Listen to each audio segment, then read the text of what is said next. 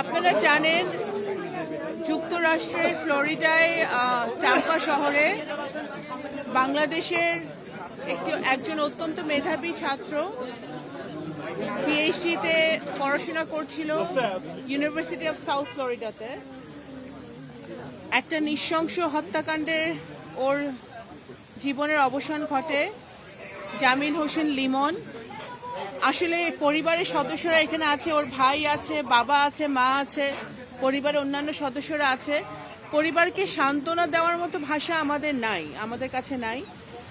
তবে আমার এই ঘটনা যখন ঘটেছে তখন আমি পররাষ্ট্র মন্ত্রণালয়ের পক্ষ থেকে ওর বাবার সাথে যোগাযোগ করেছি, লিমনের বাবার সাথে ফোনে কথা বলেছি এবং ঘটনাটি ঘটার সাথে সাথে আমাদের পররাষ্ট্র মন্ত্রণালয়ের যে মিশন আছে ওয়াশিংটন ডিসিতে, ফ্লোরিডাতে, তারা সার্বক্ষণিকভাবে যুক্তরাষ্ট্রের বিভিন্ন সংস্থার সাথে যোগাযোগ রেখেছে। মিশনের বিভিন্ন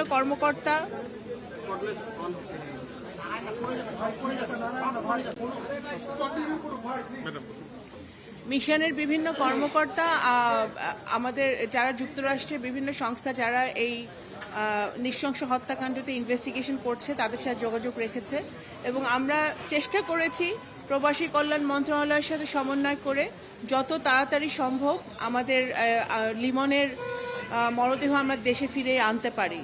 তো আপনারা জানেন লিমনের সাথে আরও একটি মেয়ে, আমাদের বাংলাদেশের সন্তান বৃষ্টি, ও নিহত হয়েছে একটি হত্যাকাণ্ডে। তো খুবই রিসেন্টলি আমরা জানতে পেরেছি যে বৃষ্টির মরদেহ শনাক্ত করা গেছে এবং সেটাও আমরা যাতে আমরা খুব শীঘ্রই ফেরত আনতে পারি সেই কাজ চলছে। তো আজকে আমি লিমনের পরিবার আছে, আমি সরকারের পক্ষ থেকে বলতে চাই মাননীয় প্রধানমন্ত্রী নির্দেশে আমি আজকে এখানে এসেছি এবং আমরা চেষ্টা করেছি লিমনের পরিবারের পাশে থাকার। আসলে এটা তো কোনো ভাষা নাই, কারণ বাবা মার সামনে যখন মানে সন্তানের মৃত্যু হয় সেটার সান্ত্বনা দিয়ে আসলে এটার পূরণ করা যায় না। তো আমরা এতটুকুই বলতে পারি যে বর্তমানে জাতীয়তাবাদী দলের সরকার লিমনের পাশে আছে, পরিবারের পাশে আছে, প্রধানমন্ত্রী জনাব তারেক রহমান ওনাদের পাশে আছে এবং আমাদের যা যা সহযোগিতা করার দরকার আমরা অবশ্যই করব।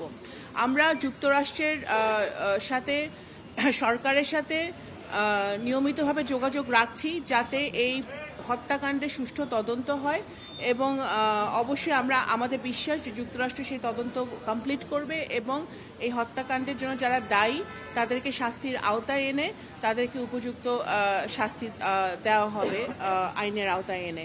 তো সেটাই, আর কোনো বক্তব্য নাই এখন। ধন্যবাদ।